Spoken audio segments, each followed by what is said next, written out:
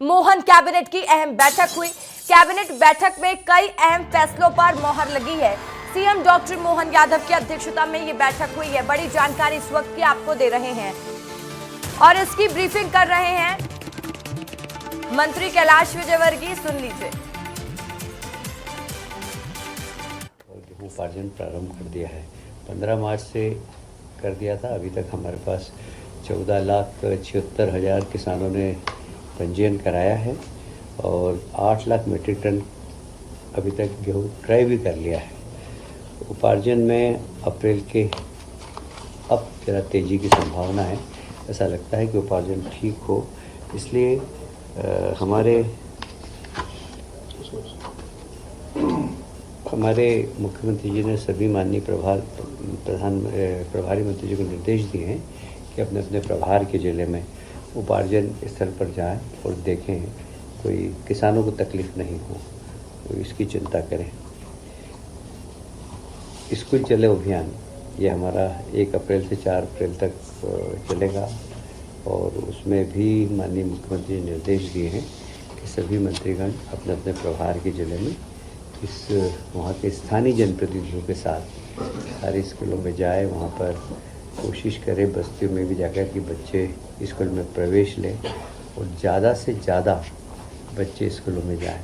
इस बार हमारी सरकार ने एक काम बहुत और अच्छा किया है कि हमेशा किताबें चूँकि हम निःशुल्क देते हैं, पर किताबें छपती ही नहीं थी, कई बार तो दिसंबर तक नहीं पहुँचती थी। इस बार हमने इंश्योर किया है कि अप्रैल माह तक सभी स्कूलों में सभी बच्चों के हाथ में किताब पहुंच जाना चाहिए। ये 85 लाख विद्यार्थियों को समय सीमा के अंदर अप्रैल माह में ही पुस्तकें पहुंच जाएगी। ये हमारा निर्णय है और माननीय मुख्यमंत्री जी का निर्देश भी है। आप सभी जानते हैं कि परिवहन एक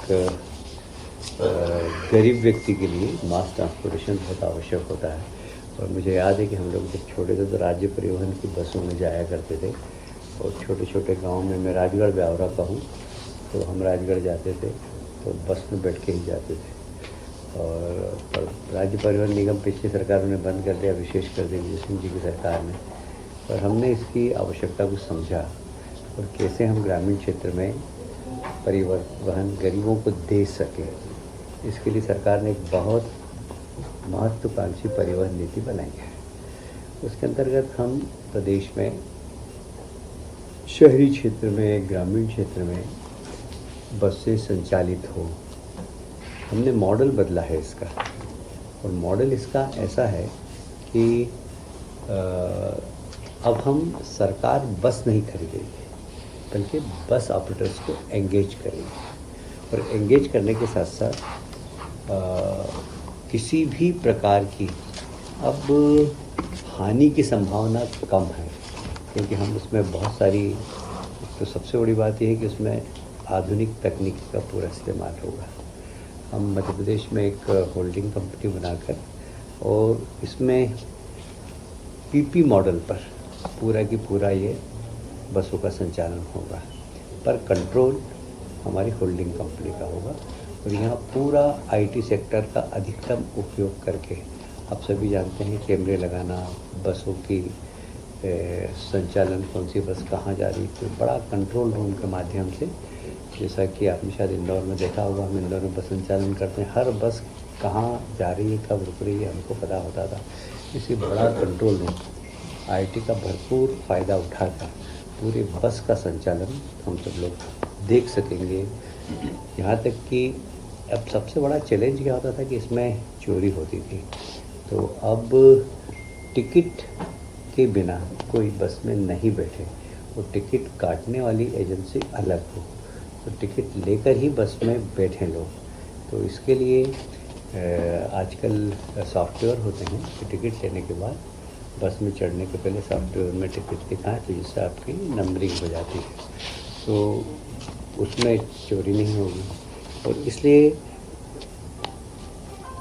हमें लगता है कि अब गरीब व्यक्ति जो एक एक जीप में 50-50 लोग लटक के जाते हैं, विशेषकर ट्राइबल इलाके में, उनके लिए यह योजना बहुत महत्वपूर्ण है और इसलिए परिवहन प्रदेश की आवश्यकता थी। हमने चुनाव में घोषणा भी की थी कि गरीब व्यक्तियों को मास ट्रांसपोर्टेशन हम उपलब्ध कराएंगे।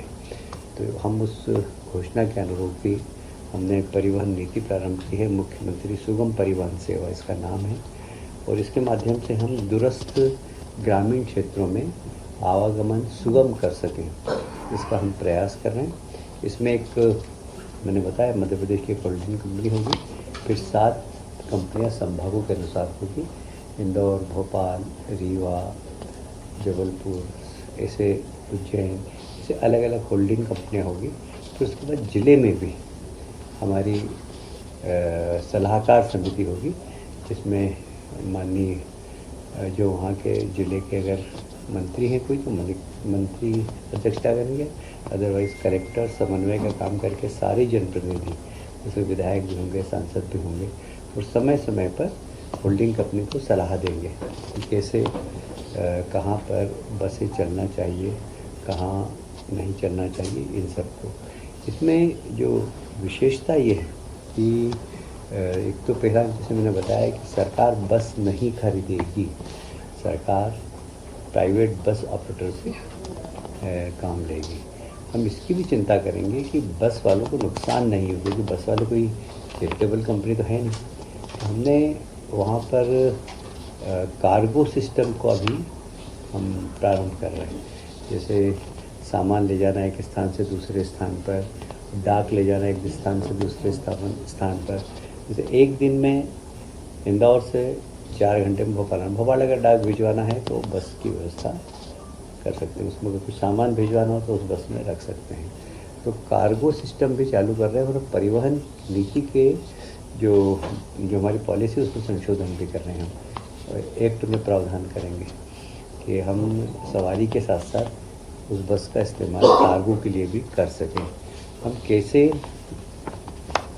भले ही फ़ायदा हो या नहीं हो, पर नो लॉस नो प्रॉफिट पर ये पूरी कंपनी चले और गरीब व्यक्ति इसमें यात्रा कर सके सस्ते में, इसको हमने ध्यान रखा गया है। सरकार इस कंपनी के माध्यम से कोई कमाना नहीं चाहती, सरकार सुविधा देना चाहती है, और सुविधा देकर और लोग अच्छे तरीके से सफ़र कर सके, एक स्थान से दूसरे स्थान पर जा सके। क्योंकि मध्य प्रदेश जनसंख्या के आधार पर तो है ही, पर भौगोलिक क्षेत्र में बहुत बड़ा है, और इसलिए वहाँ आवागमन के लिए गरीब व्यक्ति को बहुत परेशानी होती है। और इसलिए गरीब को केंद्र में रखकर यह मुख्यमंत्री सुगम परिवहन ये सेवा प्रारंभ हम कर रहे हैं। आज इसकी पूरा प्रेजेंटेशन हुआ, और उसके बाद बड़ी बारीक बारीक चीज़ों पर ध्यान दिया गया। उसके बाद भी जब इसके नियम बनेंगे, इसमें जो भी और आज सुझाव आए माननीय मंत्रियों के, उसके आधार पर जो कुछ परिवर्तन करना होगा तो हम करेंगे। पर यह कंपनी लोगों की सुविधा के लिए है, कमाने के लिए नहीं। अभी हमने 101 करोड़ रुपया पहले कंपनी को गठन करने और उसके प्रारंभ करने के लिए दिया है। आवश्यक उसके बाद जब ये कंपनी अपना कार्य प्रारंभ कर देगी तो इनकी खुद की इनकम भी प्रारंभ हो जाएगी, और आवश्यकता हुई तो फिर अगर पैसे की आवश्यकता पड़ेगी कंपनी को तो फिर हम पैसे देंगे। जहाँ आवश्यकता होगी आवश्यकता के अनुसार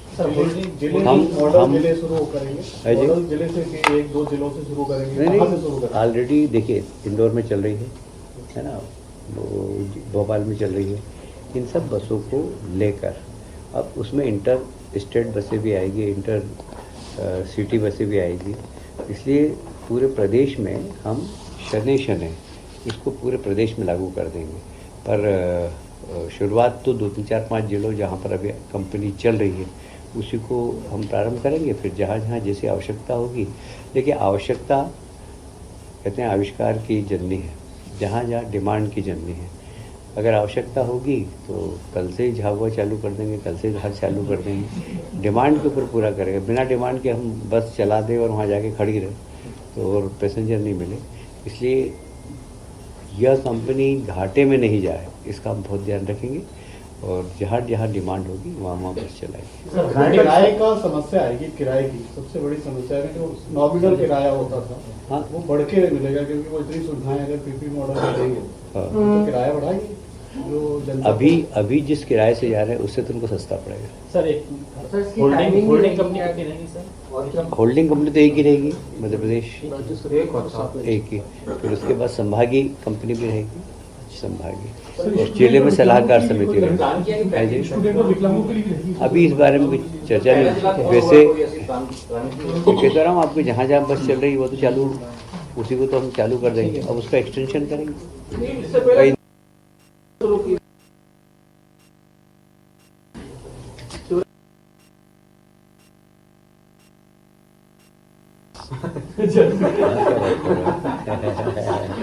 आपको शिवराज जी के क्षेत्र की बड़ी चिंता है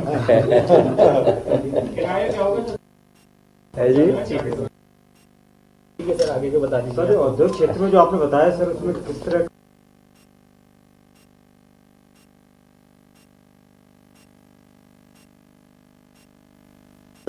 जहाँ बड़े बड़े उद्योग क्षेत्र वहाँ बनाएंगे। अभी 5000 के आसपास महिलाएं रह सके ऐसा पहले चरण बनेगा। उसकी आवश्यकता और पड़ेगी तो और बनाएंगे। मैंने कहा आवश्यकता डिमांड के आधार पर हुए। ठीक है सर, आगे बता दीजिए। एक छतरपुर जिले में लवकुश नगर में माता बम्बर बेनी प्राचीन स्थल है। वहाँ एक पहाड़ी है, बड़ा लोगों की धार्मिक मान्यता वहाँ बहुत ज़्यादा है।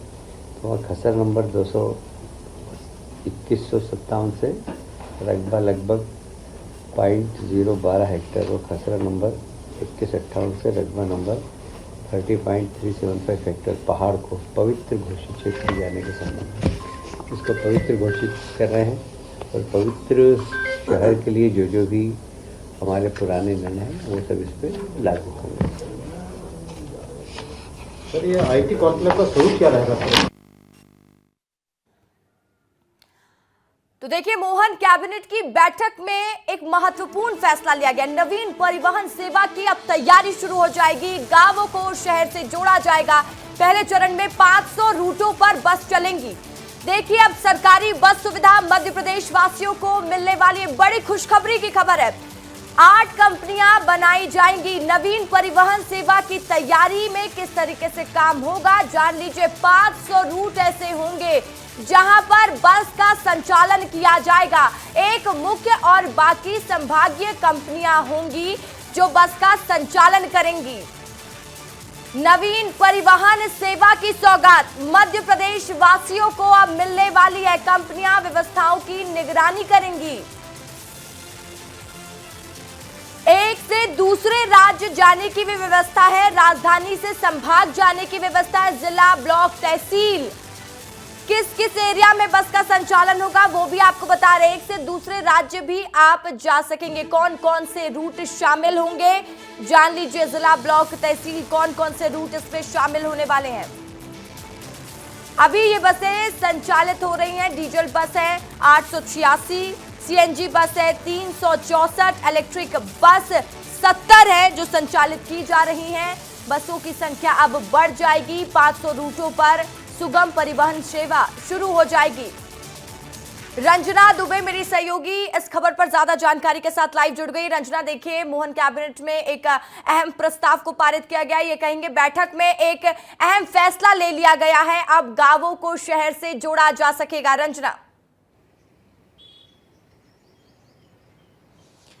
जी रसिका, बिल्कुल सही कहा, क्योंकि आज की कैबिनेट बेहद महत्वपूर्ण थी इस फैसले को लेकर, क्योंकि 22 साल बाद अब मध्य प्रदेश में एक बार फिर से सड़कों पर जो राज्य परिवहन सेवा यानी राज्य सरकार जो परिवहन सेवा को शुरू कर रही है उसकी बसें दौड़ती हुई नजर आएंगी और इससे सबसे ज्यादा फायदा आम आदमी को होगा। सबसे बड़ी बात यह है रसिका, क्योंकि आम आदमी इन बसों में सफर कर सकेगा, किराए में कमी होगी और अभी फिलहाल जो शुरुआत की जा रही है उसमें 101 करोड़ रुपए सरकार खर्च करने जा रही है। जिस भी कंपनी को ये प्रोजेक्ट शुरू करने को लेकर शुरुआत करने जा रही है उसको 101 करोड़ रुपए का जो ये पूरा प्रस्ताव है उससे शुरुआत होगी। लेकिन पहले शुरुआत में सिर्फ इंदौर और भोपाल में ही इस सेवा को शुरू किया जा रहा है। जैसे जैसे लोगों की डिमांड बढ़ेगी अलग अलग जिलों में शुरू करने को लेकर, उसके बाद इसे आने वाले कई और समय में कई और जिलों से जोड़ा जाएगा। तो कुल मिलाकर अभी फिलहाल राहत यही है, क्योंकि एक लंबा अरसा हो गया था और राज्य परिवहन सेवा को फिर से शुरुआत करने को लेकर लेकर